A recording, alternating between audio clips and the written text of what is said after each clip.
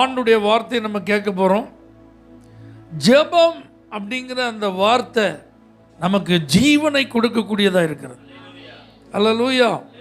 வார்த்தையாக இருந்தால் அது ஜீவனை கொடுக்காது, அனுபவமாக மாறும்போது தான் அது ஜீவனை கொடுக்கும். குறிப்பாக அப்போஸ்தலருடைய நடபடிகளை நீங்கள் கவனித்து பார்த்தீங்கன்னா, சபையினுடைய வளர்ச்சியை, சபை சந்தித்ததான துன்பங்கள், உபத்திரவங்கள், அது மாத்திரமல்லாமல் சுவிசேஷ பிரபல்யம், தேசம் விட்டு தேசம் இந்த வார்த்தை கடந்து சென்றது. எத்தனையோ விதங்களில் நெருக்கங்களும் உபத்திரவங்களும் இந்த சுவிசேஷத்தை தடுப்பதற்கு எழும்பின போதிலும் அதெல்லாம் ஃபெயிலியர் ஆயிட்டு. அப்போ அதெல்லாம் அப்படி ஃபெயிலியர் ஆகி சபை இன்னைக்கு வரைக்கும் நிலைத்திருக்குன்னா அதற்கு ஆதாரமாக இருப்பது ஜெபம். அல்லேலூயா. பரிசுத்த ஆவியானவர் நமக்குள்ளேருந்து கிரியை செய்யணும்னா ஜெபம் பண்ணாதான் கிரியை செய்வார். அல்லேலூயா. ஒரு மனிதனுடைய மனம் மாறணும்னா ஜெபித்தாதான் மனம் மாறும். ரட்சிப்பு உண்டாகணும்னா அங்கே என்ன நடந்திருக்கணும்? கண்டிப்பாக ஜெபம் நடந்திருக்கணும். அற்புதம் நடக்கணும்னா அங்கே என்ன செஞ்சிருக்கணும்? ஜெபம் பண்ணி இருந்திருக்கணும். வியாதி சுகமாகணும்னா அங்கே கண்டிப்பாக ஜெபிக்கிறவர்கள் இருந்திருக்கணும். அசுத்த ஆவியின் புட்டியிலிருந்து ஜனங்கள் விடுவிக்கப்பட்டாங்க. நீங்கள் பைபிளை பார்க்கீங்கன்னா அங்கே ஜெபிக்கிறவர்கள் தான் அதை செஞ்சுருப்பாங்க. அல்லேலூயா. ஜெபம் பண்ணதுனால தான் ஆதி திருச்சபை உபத்திரவத்தில் உறுதியாய் நின்றார்கள். நெருக்கத்தில் அவர்கள் ஒடுங்கி போகாமல் சபைகள் பெருகியது அப்படின்னு எழுதப்பட்டு. ஆமென் சொல்லுங்க பார்க்கலாம். மனிதர்களால் யோசித்து கூட பார்க்க முடியாத இயற்கைக்கு அப்பாற்பட்ட கிரியைகள் எல்லாம் நடந்ததுன்னா அதற்கு பின்பு இருந்தது ஜெபம். அல்லேலூயா. சாதாரணமானவர்களையும் அசாதாரணமானவர்களாய் ஆண்டவர் பயன்படுத்தினார்னா அவர்கள் ஜெபிக்கிறவர்களாய் இருந்ததுனால்தான். கல்வி அறிவு இல்லாதவர்களையும் ராஜாக்களுக்கும் அதிகாரிகளுக்கும் மத்தியில் சவாலா நிறுத்தினார்னா அவர்கள் ஜெபித்ததுனால தான். அல்லேலூயா. சுவிசேஷம் அறிவிக்கவே கூடாதுன்னு தடைகளும் கடுமையான சட்டங்களும் அதற்கு எவ்வளவு நெருக்கடிகளும் கொடுக்கப்பட்ட போதிலும் சுவிசேஷம் ஊடுருவி போச்சுன்னா ஜெபிக்கிறவர்களால தான். ஆமென் சொல்லுங்க பார்க்கலாம். இப்படி ஜெபம் ஜெபம் ஜெபம்னு நம்ம நிறைய நினைச்சுக்கிட்டே இருக்கலாம், சொல்லிகிட்டே இருக்கலாம். ஜெபத்தை சொல்கிறதுக்கு நிறைய பேர் இருக்கிறாங்க, ஜெபத்தை பிரசங்கம் பண்ணுறதுக்கு நிறைய பேர் இருக்கிறாங்க. ஆனால் ஜெபிக்கிறது தான் ஆட்கள் இல்லை. அல்லேலூயா. அப்போ இன்னைக்கு நான் உங்கள்கிட்ட இந்த ஜெபம் எப்படிப்பட்ட சூழ்நிலைகளில் ஜெபித்து இயற்கைக்கு அப்பாற்பட்ட காரியங்களெல்லாம் பரிசுத்தவான்கள் அனுபவித்திருக்கிறார்கள், அதையும் நாம் கேட்டுட்டு கேட்குறவங்களாவே இருந்துடக்கூடாது. நம்முடைய அனுபவமாக்கினால் எவ்வளவு நலமாக இருக்கும் என்கிற ஒரு பாரத்தோடு இந்த வார்த்தையை நான் பகிர்ந்து கொள்ள ஆசைப்படுகிறேன். அப்போஸ்தலருடைய நடபடிகள் 16ஆம் அதிகாரம் அதனுடைய 13ஆம் வசனத்தை நாம் வாசித்தால், ஓய்வு நாளில் நாங்கள் பட்டணத்துக்கு வெளியே போய் ஆற்றின் அருகே வழக்கமாய் ஜெபம் பண்ணுகிற இடத்தில் உட்கார்ந்து அங்கே கூடி வந்த ஸ்திரீகளுக்கு உபதேசித்தோம். அல்லேலூயா. இங்கே பாருங்க, ஒரு வார்த்தை எழுதப்பட்டிருக்கு, வழக்கமாய். ஆமென். யூசுவலா, எப்பொழுதும், தினந்தோறும் அப்படின்னு நீங்கள் என்ன வார்த்தையினாலும் அதில் போட்டுக்கலாம். நல்லா புரிஞ்சுக்கோங்க, ஜெபம் அப்படிங்கிறது யூசுவலாக இருக்கணும், வழக்கமாக இருக்கணும். இந்த அப்போஸ்தலனாகிய பவுலும் அவனுடைய குழுவினரும் வழக்கமாக ஜெபம் பண்ணுற ஒரு இடத்துல அப்படின்னு ஒரு வார்த்தையை ஆண்டவர் நமக்காக என்ன செஞ்சிருக்கிறார்? எழுதி வைத்திருக்கிறார். அப்போ ஜெபம் பண்ணுறது தேவ பிள்ளைகளுக்கு வழக்கமாக இருக்கணும். ஆமென் சொல்லுங்க. அக்கேஷனலாக இருக்கக்கூடாது, எப்பொழுதாவது அப்படி இருக்கக்கூடாது, யூசுவலாக இருக்கும். ஆமென். ஒவ்வொரு மாதமும் கடைசி வெள்ளிக்கிழமை இந்த திருச்சபை வழக்கமாக இரவு நேரத்தில் என்ன செய்வாங்க? விழித்திருந்து ஜெபிப்பார்கள். மாதத்தில் முதல் சனிக்கிழமை இந்த திருச்சபை மக்கள் எல்லாரும் உபவாசித்து என்ன செய்வாங்க? ஜெபம் பண்ணுவாங்க. அல்லேலூயா. இந்த மாதிரி ஒரு அடையாளம் நமக்கு இருக்கணும். நம்மளை பார்த்தா சொல்கிறோம், வழக்கமாக அதிகாலை 5 மணிக்கு இவங்க ஜெபம் பண்ணுவாங்க. வழக்கமாக இரவு 9 மணிக்கு இவங்க குடும்பமாக என்ன செய்வாங்க? ஜெபம் பண்ணுவாங்க. வழக்கமாக இந்த குறிப்பிட்ட ஜெபிக்கிற இடத்திற்கு இவர்கள் வாரத்துக்கு ஒரு தடவை கண்டிப்பாக என்ன செஞ்சிருவாங்க? போயிடுவாங்க. இப்படி தேவ பிள்ளைகளை நம்மை குறித்து ஜெபிக்கிற அனுபவத்தை யாராவது சொன்னாங்கன்னா வழக்கமான பயன்படுத்தணும். அல்லேலூயா.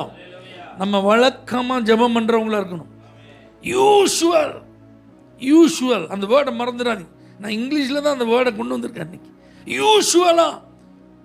அப்போ பாருங்க, இவங்களுக்கு இந்த ஏரியா புதுசு. தரிசனத்தின்படி இந்த இடத்துக்கு என்ன செஞ்சுருக்காங்க? வந்திருக்காங்க. இது அவர்கள் வாழ்ந்த வளர்ந்த பழகின இடம் கிடையாது, புதிய இடம். ஆனால் அந்த புதிய இடத்துலையும் அவங்களுக்கு வழக்கமாக ஜெபம் பண்ணுறதுக்கு ஒரு இடம் இருந்துச்சு. ஆமென் சொல்லுங்க. அப்போ ஜெபம் பண்ணுறதுக்கு, அதாவது குறிப்பாக வழக்கமாக ஜெபம் பண்ணுறதுக்கு இடம் ஒரு தடை இல்லை, சூழ்நிலை ஒரு தடை இல்லை. ஆமென் சொல்லுங்க. புதிதாக இருக்கு. நான் வந்திருக்கிற ஊர் புதுசு, வேலை நிமித்தம் வந்திருக்கிறேன், தொழில் நிமித்தம் வந்திருக்கிறேன், படிப்பு நிமித்தம் வந்திருக்கிறேன், அல்லது அவசரமாக ஒரு காரியம் அதனால் வந்திருக்கு, நோ ப்ராப்ளம். ஆனால் நீங்கள் வழக்கமாக ஜெபம் பண்ணுற ஒரு ஆளாக இருந்தீங்கன்னா எந்த இடமா இருந்தாலும் ஜெபம் பண்ணிடுங்க. அல்லேலூயா. வழக்கமாக நீங்கள் வழக்கமாக ஜெபம் பண்ணணும். உங்கள் வீட்டில் உங்களை குறித்து சொல்லணும். இவங்க வழக்கமாக இந்த நேரத்தில் என்ன செய்வாங்க? ஜெபம் பண்ணுவாங்க. முகமதியர்களெல்லாம் நீங்கள் பார்த்தீங்க அப்படின்னா ட்ரெயினில் ட்ராவல் பண்ணிட்டு இருந்தால் கூட அவங்க தொழுகை செய்கிற நேரம் வந்துட்டுன்னா எத்தனை பேர் அந்த கம்பார்ட்மெண்ட்டில் இருக்கிறாங்க, யார் என்ன பண்ணிகிட்டு இருக்காங்க, எதையுமே அவங்க பார்க்க மாட்டாங்க. வழக்கமாக அவங்க தொழுகை செய்கிற மாதிரி அதற்கான ஆயத்தத்தை பண்ணி அவங்க தொழுகை பண்ணிட்டு, என்னமோ அவர் மட்டும்தான் அந்த இடத்துல இருப்பதை போல் அவர் செஞ்சிட்டு இருப்பார்.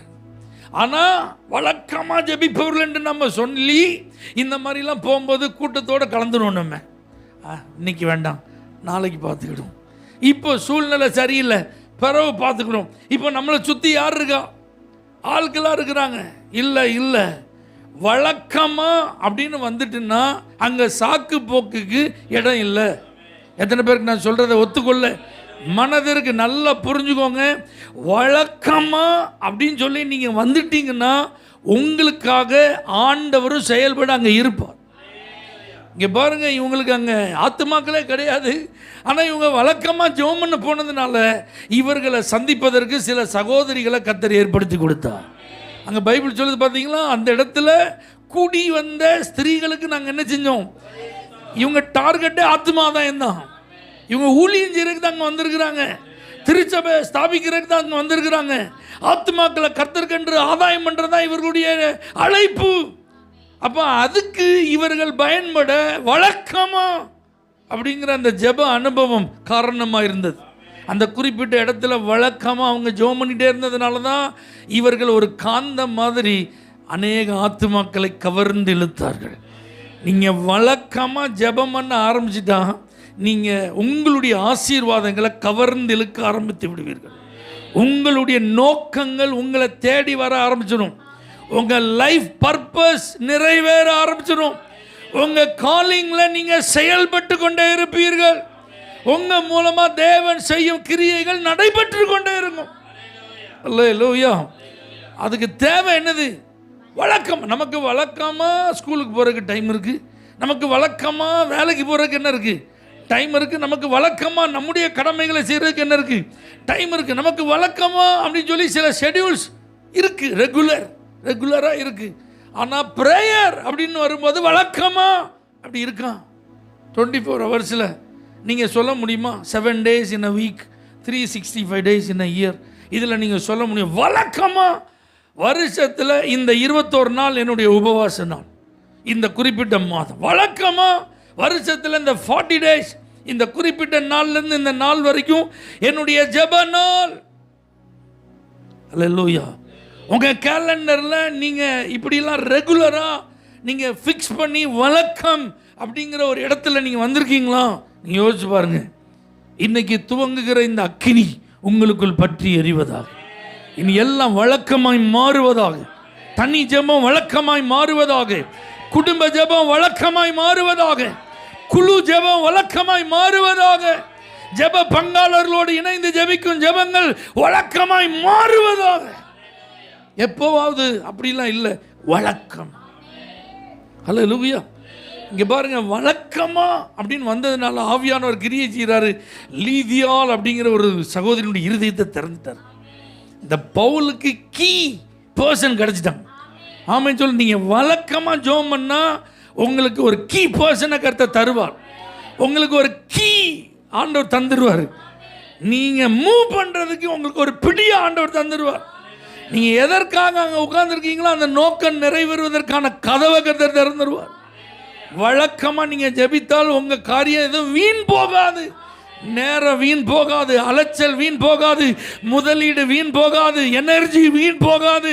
நீங்கள் வழக்கமாக நீங்கள் ஆண்டவர்கிட்ட ஜெபம் பண்ணுறதா இருந்தால் எல்லாம் யூஸ்ஃபுல்லாக மாறிடும். இந்த பிரயாணத்தில் நான் ஏமாற்றம் அடைந்தேன் அப்படின்னு பவுல் சொல்ல முடியாதுங்க. பிலிப்பி அப்படிங்கிற இந்த பட்டணத்தில் ரிச்சஸ்ட் சர்ச்சை பில்ட் பண்ணிட்டு போயிட்டார்.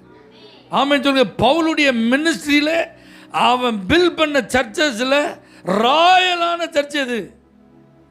பிலிப்பி சர்ச் தான். ஆமாம் சொல்லுங்க பார்க்கலாம். பிலிப்பி தேசத்தில் அவன் ஸ்தாபித்த இந்த சபை தான் அவனுடைய ஊழியத்தில் ஃபண்டிங்கில் ரொம்ப யூஸ்ஃபுல்லாக இருந்திருக்கிறாங்க. அவனுடைய குறைச்சல்ல 2 தடவை அவனுக்கு பெரும் உதவி செய்திருக்கிறார்கள். அதனால தான் பிலிப்பியருக்கு எழுதின நிருபத்தில் அவர் எழுதுவார் பாருங்க, உங்களால் நான் ரொம்ப ஆசீர்வதிக்கப்பட்டிருக்கேன். அதனால் என் தேவன் தம்முடைய ஐஸ்வர்யத்தின்படி உங்கள் குறைவையெல்லாம் கிறிஸ்து இயேசுக்குள்ள மகிமையில். ஏன்னா உங்களை போல வேறு எந்த சர்ச்சு எனக்கு என்ன செய்யலை, இவ்வளவு பொருள் உதவி செய்யலைங்க. கண்டிப்பாக பாருங்கள், இந்த ஊழியத்திற்கு எவ்வளவு தேவைகள் இருந்துங்க. அவனுடைய ட்ராவல்ஸ் பாருங்கள், அன்னைக்கு இருந்த முழு உலகத்துக்கு அவன் ட்ராவல் பண்ணியிருக்கிறாரு. பல இடங்களில் அவர் ஊழியம் செஞ்சிருக்கிறாரு. தாய் சபை எருசலேமை தாங்கி இருக்கிறாரு. அவ்வளோ காரியங்களை செய்கிறதுக்கு பேக் போனா இந்த லீதியால கர்த்தர் கொடுத்து அவ வீட்டை ஆண்டவர் திறந்து கொடுக்க செய்து அந்த வீட்டில் திருச்சபையை ஸ்தாபிக்க செய்து பின்னாட்களிலே ஒரு வளர்ந்த ஒரு ஊழியத்திற்கு, ஆமேன், ஒரு மிகப்பெரிய அப்போஸ்தலனுக்கு எல்லா நிலைகளிலும் உதவி செய்கிற அளவுக்கு வந்ததுன்னா வழக்கமாக நீங்கள் வந்துடுங்க. பெர்மனண்டாக உங்களுக்கு ஒரு டோர் ஓப்பனாக இருக்குது. ஆமேன் சொல்லுங்க. உங்கள் கையை தாங்கிறதுக்கான சப்போர்ட் அங்கே இருக்குது. ஆமேன். நீங்கள் பட்ட பிரயாசத்துலலாம் த பெஸ்ட் அப்படிங்கிறது அங்கே இருக்குது. வழக்கமாக நீங்கள் ஜெபம் பண்ணிட்டு இருந்தீங்கன்னா உங்களுடைய நினைவுகளுக்கு அப்பாற்பட்டு கர்த்தர் கிரியை செய்வார். ரத்தாம்பரம் விற்கிற ஒரு பெரிய லேடி, பிஸ்னஸ் லேடி, ஆமேன் சொல்லுங்கள், ஒரு பெண், ஆமேன், அன்னைக்கு பெரிய லெவலில் அவங்க என்ன செஞ்சுருக்காங்க. ஆமாம், நீங்கள் வழக்கமாக நீங்கள் வந்தீங்கன்னா உங்களுக்கு பெரிய பெரிய ஆட்களை தான் கர்த்தர் தருவார். ஆமேன். பிக் ஷாட்ஸ்ன்னு சொல்கிறாங்க பார்த்தீங்களா, அவங்களெல்லாம் கர்த்தர் உங்கள் கையில் தந்துடுவார். ஆமேன் சொல்லுங்கள். உங்களுக்கு எந்தெந்த விதத்தில் உதவி செய்யணுமோ அந்தந்த விதத்தில் உதவிக்கான வாய்ப்புகளை கர்த்தர் ஏற்படுத்தி தருவார். நீங்கள் வழக்கமாக ஜெபம் பண்ணுற ஆளாக இருந்தீங்கன்னா நீங்கள் யார்கிட்டையுமே என்ன செய்ய வேண்டாம், நின்றுட்டு இருக்க வேண்டாங்க. கர்த்தர் திறக்க வேண்டிய ஆள் இருதய கதவை என்ன செஞ்சிருவார், திறந்துடுவார். கர்த்தர் கிரியை செய்ய வேண்டிய நேரத்தில் கிரியை செஞ்சிருவார். ஹல்லேலூயா. நீங்கள் வழக்கமாக யூஷுவலாக வந்துருங்க. யூஷுவலாக அப்படின்னா ஒரு தேவ பிள்ளைக்கு யூஷுவலாக ஜெபம் அப்படிங்கிற ஒரு அனுபவம் இருக்கணும். ஓகே. நம்பர் 2, இப்போ அதே அதிகாரம் 25வது வசனத்தை நீங்கள் பாருங்கள். நடு ராத்திரியில் பவுலும் சீலாவும் ஜெபம் பண்ணி தேவனை துதித்து பாடினார்கள். அல்லேலூயா. என்ன நடந்துட்டு இந்த பட்டணத்தில் ஊழியம் செய்யும்போது ஒரு வாலிப பிள்ளை இவங்க பின்னாடியே வந்து உன்னதமான தேவனுடைய ஊழியக்காரங்கன்னு சொல்லி புகழ்ந்துட்டே இருந்தான். பவுல் இதை பெருசாக எடுத்துக்கிடலை. ஆனால் அது அவள் தொடர்ந்து செஞ்சதுனால அவளை உற்று பார்த்தா அவளுக்குள்ள ஒரு குறி சொல்கிற ஆவி அதை கடிந்து கொண்டான். அது அவளை விட்டு போயிட்டு. ஆனால் அந்த குறி சொல்கிற ஆவியை பயன்படுத்தி அந்த பெண் நிமித்தமாக ஒரு பெரிய பிஸ்னஸே நடந்திருக்கு. அதனால் அந்த ஓனர்ஸ் தங்களுடைய ஆதாயம் கெட்டு போயிட்டுன்னு கேள்விப்பட்டு இவனையும் சீலாவையும் பிடிச்சி என்ன செஞ்சிட்டாங்க, கம்ப்ளைண்ட் பண்ணி உள்ளே தள்ளிட்டாங்க. அங்கே போனால் என்ன நடக்கு, அந்த ரோமாபுரி மக்கள், ரோமராகிய நாம் ஏற்றுக்கொள்ளவும் அனுசரிக்கவும் தகாத முறைமைகளை இவங்க போதிக்கிறாங்க அப்படின்னு சொல்லி ஜனக்கூட்டங்கள் கூடி அவர்களுக்கு விரோதமாக என்ன செஞ்சிட்டாங்க.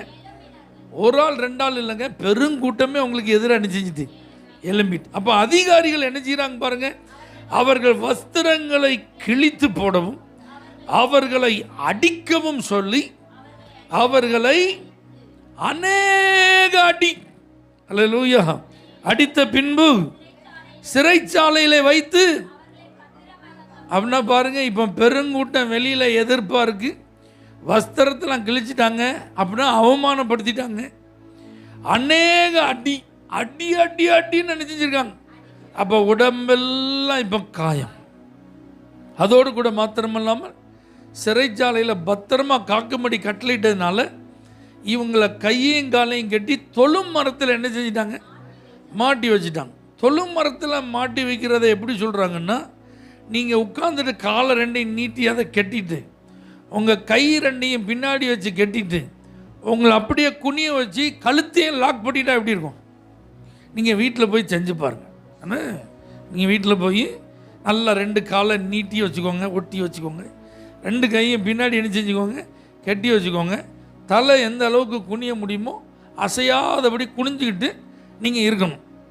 சரியா? இப்போ உங்களுக்கு உடம்புல ஒரு அடி கிடையாது, உங்களுக்கு ஒரு காயம் கிடையாது. ஆனால் அவங்களுக்கு உடம்பு ஃபுல்லாக அடி, ரத்தம் சொட்ட சொட்ட வடிஞ்சிட்டு இருக்கு. அப்படிப்பட்ட ஒரு நைட், மிட் நைட், நடு ராத்திரியில் பவுலும் சீலாவும் என்ன செய்கிறாங்க, அவங்க 2 பேரும் ஜெபம் பண்ணி, ஹல்லேலூயா. இது அன்யூஷுவல், இது யூஷுவல் கிடையாது, இது அன்யூஷுவல். நல்லா புரிஞ்சுக்கோங்க. என்னால் ஜெபம் பண்ணவே முடியாது அப்படிங்கிற ஒரு சிச்சுவேஷன்லையும் ஒரு தேவ பிள்ளை ஜெபம் பண்ணணும். இன்னைக்கு என்னால் ஜெபம் பண்ண முடியவே முடியாது, நோ, அப்படி ஒரு டே நம்ம லைஃப்பில் கிடையாது, இருக்கக்கூடாது இயேசுவின் நாமத்தில். அல்லேலூயா. நான் அடிக்கடி ஆண்டோட சொல்லுவேன், ஆண்டவரே என்னால் பாட முடியல, என்னால் ஜெபம் பண்ண முடியல, என்னால் ஊழியம் செய்ய முடியலன்னு ஒரு நாள் என்ன செய்யக்கூடாது, வர. இதுக்கு மேலே இவரால் பாட முடியாது, இதுக்கு மேலே இவரால் ஆராதனை நடத்த முடியாது, இதுக்கு மேலே இவரால் பிரசங்கம் பண்ண முடியாது, இதுக்கு மேலே இவரால் ஊழியம் செய்ய முடியாதுன்னு ஒரு நாள் சொல்லப்பட்டால் அந்த நாள் என் மரண நாளாக தான் இருக்கும். அல்லேலூயா, அல்லேலூயா. நான் சொல்கிற அர்த்தம் எத்தனை பேர் புரியுது? அப்போ அந்த கடைசி நொடி வரைக்கும் கான்சியஸ் இருக்கணும், பலம் இருக்கணும், உணர்வு இருக்கணும், துடிப்பு இருக்கணும், ரத்த சூடா இருக்கணுங்க. என்ன நாள் நடந்திருக்கலாம் வாழ்க்கையில். அல்லேலூயா. கை அசைக்க முடியாது, கால் ஆட்ட முடியாது, தலையை நிமிர்ந்து வசதியெல்லாம் உட்கார முடியாது, ஆனால் ஜெபம் பண்ணி, அன்யூஷுவல். நல்லா புரிஞ்சுக்கோங்க, தேவ பிள்ளைகள் இப்படிப்பட்ட சில சூழ்நிலைகளை நீங்கள் கடந்து வர வேண்டியது இருக்கலாம். அப்போ நீங்கள் மௌனமாக இருந்துடக்கூடாது, அப்போ ஜெபம் பண்ணாமல் வாயை அடைச்சி வச்சிடக்கூடாது. நல்லா புரிஞ்சுக்கோங்க. இவர்கள் கைகள் கட்டப்பட்டிருக்கலாம், கால் கட்டப்பட்டிருக்கலாம், தலை மாட்டப்பட்டிருக்கலாம், ஆனால் இவர்கள் ஜெபம் பண்ணுவதற்கும் இவர்கள் நாவுகள் கட்டப்படவில்லை. அல்லேலூயா. விண்ணப்பம் பண்ணுறதுக்கு நாவு கட்டப்படலைங்க. நல்லா புரிஞ்சுக்கோங்க. ஆண்டவர் இதை நம்மிடத்தில் அழுத்தி சொல்றாரு. அன்யூஷுவலா ஒரு சிச்சுவேஷனை கிராஸ் பண்றீங்களா, ஜெபம் பண்ணு. பாஸ்டர், அழுகிறதை தவிர நான் என்னத்தை சொல்லி ஜெபம் பண்ண, புலம்புறதை தவிர நான் எப்படி ஜெபம் பண்ண முடியும்? No no. அன்யூஷுவலான சிச்சுவேஷன்ல உங்களால் என்ன செய்ய முடியும்? அதுக்கு தான் இந்த உதாரணத்தை கர்த்தர் பைபிள் வச்சிருக்கிறார். வழின்னு சொல்லலாம். அவங்க இடம் டஞ்சன், காற்று புகாத ஒரு அறைங்க, வெளிச்சம் கிடையாது, எதுவுமே அவங்களுக்கு அங்கே என்ன கிடையாது, சாதகமான சூழ்நிலை கிடையாது. ஆனால் அந்த மிட் நைட்டில் அவங்க ஜெபம் பண்ணின்னு பைபிள் எழுதி வச்சு. அப்போ தேவ பிள்ளைகள் இன்னைக்கு என்னால் இந்த நிலைமையில் ஜெபம் பண்ண முடியாதுன்னு நினச்சிக்கூடாது, சொல்லக்கூடாது. வழக்கத்திற்கு மாற என்னால் இந்த நேரத்திலலாம், இந்த குறிப்பிட்ட சூழ்நிலையிலலாம் என்னால் ஜெபமே பண்ண முடியாதுன்னு ஒரு தேவ பிள்ளை என்ன செய்யக்கூடாது. அன்யூஷுவலான டைமில் நீங்கள் ஜெபம் பண்ணி பாருங்கள், ஆண்டவர் செய்கிற காரியமும் இயற்கைக்கு அப்பாற்பட்டதாக இருக்கும். பூமியை கர்த்தர் அதிர செய்தார், சிறைச்சாலையை கர்த்தர் அதிர செய்தார், கதவுகளெல்லாம் கர்த்தர் திறக்க செய்தார், அத்தனை பேருடைய கட்டுகளை கர்த்தர் அவிழ செய்தார். அன்னைக்கு அந்த சிறைச்சாலை, அந்த காவல் காக்கிற அத்தனை பேருக்கு தலைவனாக இருந்தவனையும் அவனுடைய குடும்பத்தையும் கர்த்தர் ரட்சித்தார். அன்னைக்கே ஞானஸ்நான ஆராதனை நடந்தது. இதெல்லாம் நடக்கும்போது பூட்டப்பட்ட கதவு திறக்கிறதுக்கு என்ன வேணுங்க? பூமியை குலுக்க முடியுமா? நம்மளால் பூமியை குலுக்க முடியுமா? கட்டை ஒரே நேரத்தில் எல்லாருடைய கட்டுகளையும் ஒரு ஆளால் அவிழ்க்க முடியுமா? முடியாது. ஆனால் இதெல்லாம் அன்யூஷுவலாக நடந்தது. அன்யூஷுவல் சிச்சுவேஷனில் நீங்கள் ஜெபம் பண்ணி பாருங்கள், உங்கள் வாழ்க்கையில் கர்த்தர் செய்கிறது அன்யூஷுவலாக இருக்கும். இது வரைக்கும் நடக்காததாக இருக்கும், எங்கேயும் பார்க்காததாக இருக்கும், யாரும் கேள்விப்பட்டிராததாக இருக்கும். அப்படிப்பட்ட அற்புத கிரியைகளெல்லாம் கர்த்தர் உங்களுக்காக செய்வார். ஆனால் சாக்கு போக்கு சொல்லிடாதீங்க, என்னால் ஜெபம் பண்ண முடியாது, நான் அப்படிப்பட்ட நிலைமையில் இருக்கேன். நோ, ஒரு நாளும் சொல்லாதீங்க. அப்படி வாய் திறந்து உங்கள் வாயில் அப்படி வார்த்தை என்ன செய்யக்கூடாது, வரவே கூடாது. அன்யூஷுவல் சிச்சுவேஷனில் நீங்கள் என்ன செய்யணும்? ஜெபம் பண்ணணும். ஆமென், அல்லேலூயா. கடைசியாக ஒரே ஒரு வார்த்தை வேகமாக நான் சொல்லி முடிச்சிடுறேன்.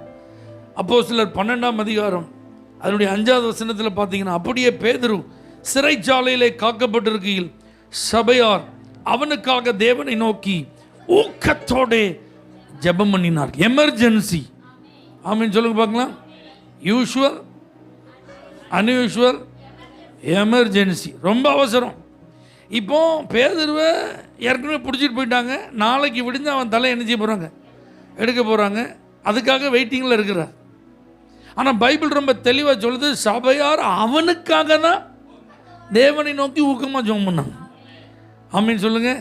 நிலைமையை புரிஞ்சு, சூழ்நிலையை அறிஞ்சு, அவசரமாக கர்த்தர் என்ன செய்யணும், கிரியை செஞ்சே ஆகணும். ஏன்னா யாக்கோபின் தலையை எடுத்துட்டாங்க.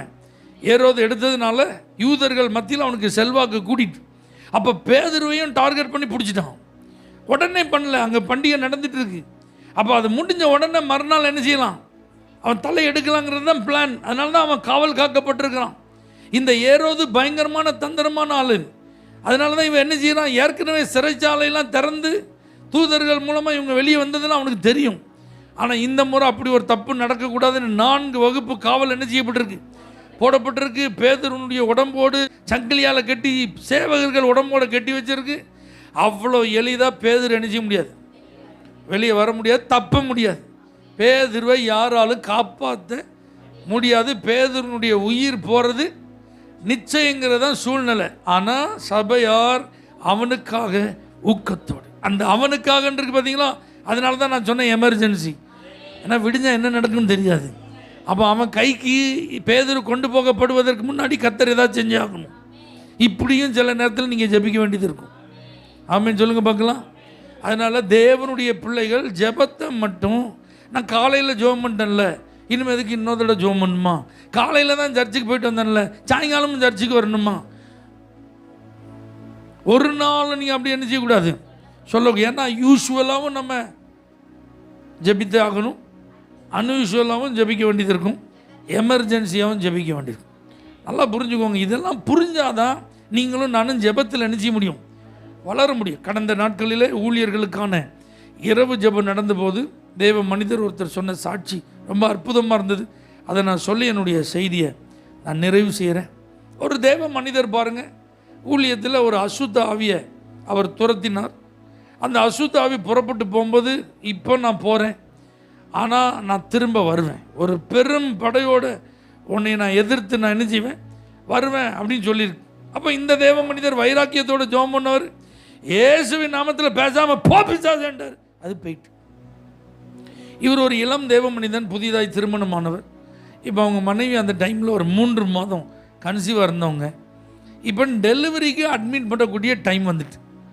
அப்போ 4 மாவடியில் அருமையான சகோதரர் மோகன்சி லாசரஸ் அந்த ஊழியத்தில் ஒரு ஹாஸ்பிட்டல் கட்டியிருக்காங்க பார்த்தீங்களா, உண்மை சம்பவம், கதை கிடையாது. அந்த ஹாஸ்பிட்டலில் தான் டெலிவரிக்காக அந்த ஊழியர் தன்னுடைய மனைவி என்ன செய்கிறார், அழைத்து கொண்டு போகிறார். இப்போ அழைத்து கொண்டு அந்த ஆஸ்பத்திரிக்குள்ள நுழையும் போது அவருடைய கண்கள் திறக்கப்படுது. தூதர்கள் கூட்டம் கூட்டமாக சேனையாக உருவின பட்டயத்தோடு அப்படியே வந்து இறங்குறாங்க. இவருக்கு அது ஆச்சரியமாக இருக்கு, பார்க்குறதுக்கே மகிமையாக இருக்கு. எதுக்காக ஆண்டவர் இப்படிலாம் காட்டுறாரு தெரியலையே அப்படின்ட்டு இப்போ செக் பண்ண டாக்டர்கிட்ட போகிறாங்க. எல்லாம் நார்மலாக இருக்குது. டெலிவரிக்கு நீங்கள் கரெக்டாக வந்துட்டீங்க. இந்த ரூமில் என்ன செய்யுங்க, நீங்கள் ஸ்டே பண்ணுங்கள்.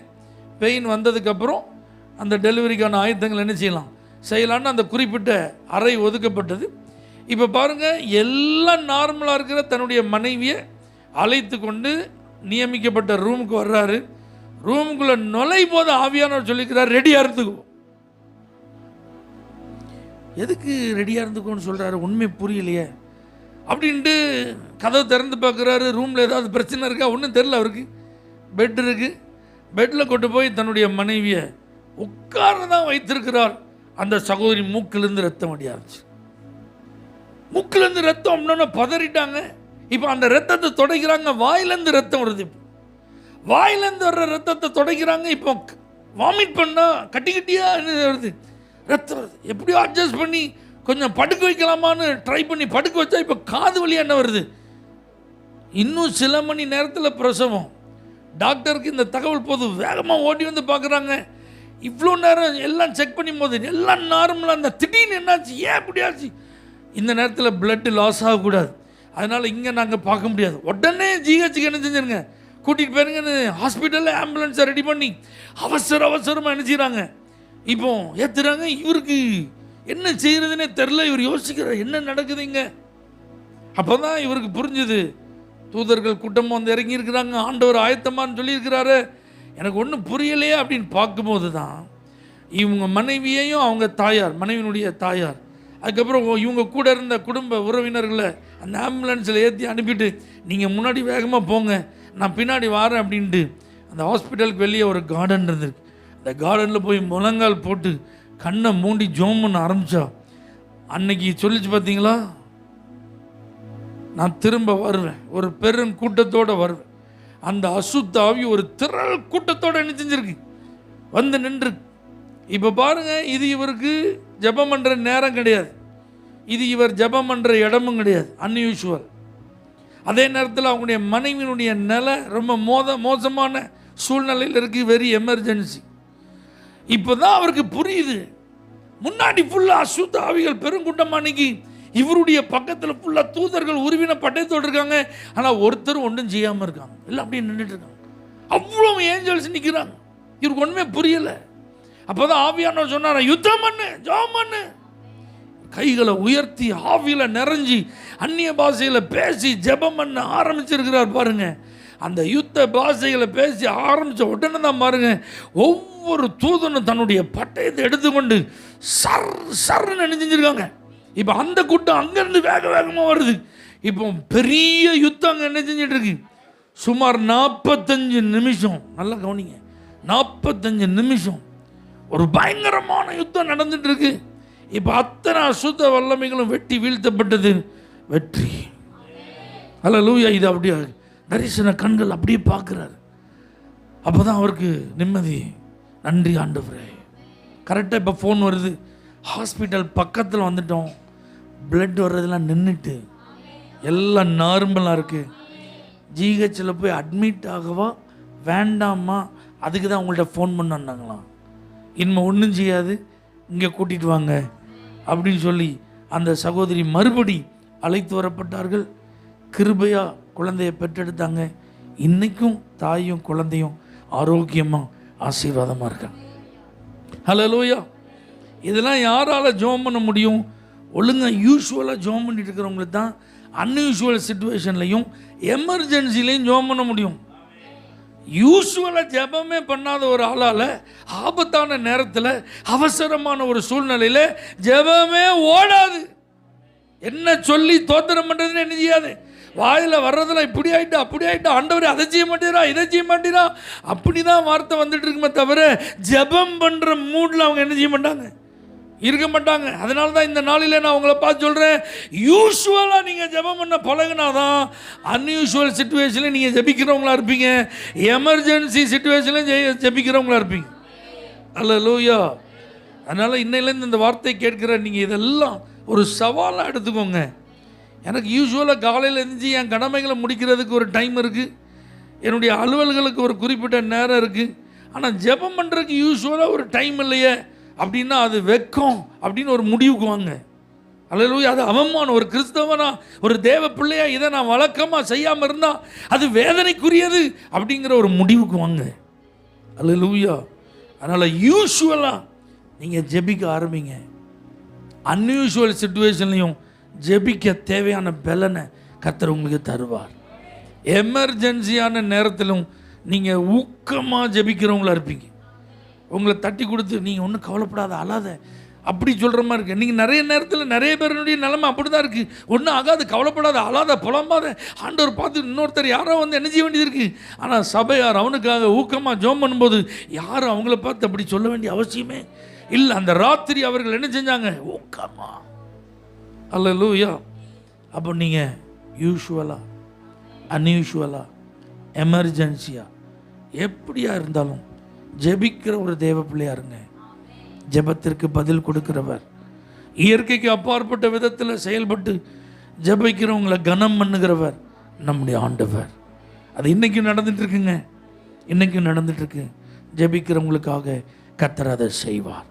எத்தனை பேர் உங்களை ஜெபிப்பதற்கு அர்ப்பணிக்கிறீங்க? கண்களை மூடி கர்த்தரை ஸ்தோத்திரம் பண்ணுங்க. ஆண்டோட சொல்ல, வழக்கமாக நான் ஜெபம் பண்ணுவேன் ஆண்டவர். என் வாழ்க்கையில் ஜெபம் அது வழக்கமாக மாறான். ஸ்தோத்திரம். வழக்கமாக மாறும். வழக்கமாக நான் ஜெபிப்பேன். சொல்லுங்க இந்த வார்த்தையை சொல்லுங்க. அக்கேஷனல் அல்ல, எப்போவாது அல்ல, முடிஞ்ச அல்ல. ஒரு அம்மாட்ட நான் சொன்ன ஒரு குறிப்பிட்ட காரியத்துக்காக நீங்கள் தான் ஜெபம் பண்ணணும். அவங்க சொன்னா நான் காலையில இருந்தே ஜெபம் பண்ணிட்டு இருக்கேன். எனக்கு தெரியும் அப்போ அந்த அம்மா ஜெபமே பண்ணல. அப்படி சொல்றது வழக்கமாக கிடையாதுங்க. அது சின்சியராக இருக்கும், சீரியஸாக இருக்கும். ஆமென். ஆண்டவருடைய சமூகத்தில் அமர்ந்திருக்கும் நேரம் என்பது விளையாட்டு காரியம் கிடையாது, வேடிக்கையான காரியம் கிடையாது. நானும் ஜெபம் பண்ணுறேன் தெரியுமான்னு மற்றவங்களுக்கு சொல்கிறது கிடையாது. அது நமக்கு தேவனோடு இருக்கிற ஐக்கியம், நமக்கு தேவனோடு இருக்கிற உறவு. அல்லேலூயா. கர்த்தர் அந்த அனுபவத்தை தருவாராக. யூசுவலாக ஜெபிக்க கிருபை தாரும் ஆண்டவரே. அன்யூஷுவல் சிச்சுவேஷன்லையும் ஜெபிக்க உங்கள் பிள்ளைகளை நீங்கள் பலப்படுத்துங்க ஆண்டவரே. எவ்வளோ பெரிய எமர்ஜென்சியாக இருந்தாலும் நிலை குலைந்து போகாதபடி, நிதானம் இல்லாமல் போகாதபடி, சோர்ந்து போகாதபடி ஊக்கமாக ஜெபிக்கிற அனுபவத்தை ஆதி திருச்சபை பெற்றிருந்தது போல உங்களுடைய பிள்ளைகளுக்கு அது அனுபவமாய் மாறட்டும். ஜெபம் எங்கள் வாழ்க்கையில் இயற்கைக்கு அப்பாற்பட்ட கிரியைகளை காண செய்யட்டும். ஜெபத்திற்கு பலன் தருகிற தேவனை அது பார்க்க செய்யட்டும். எல்லா துதியும் கனமும் மகிமையும் உமக்கே நாங்கள் ஏறெடுக்கிறோம், இயேசுவின் நாமத்தில் பிதாவே, ஆமென். For prayer contact, Pastor J. J. Kumar, El Shaddai Ministries, 9500252586, Surandai.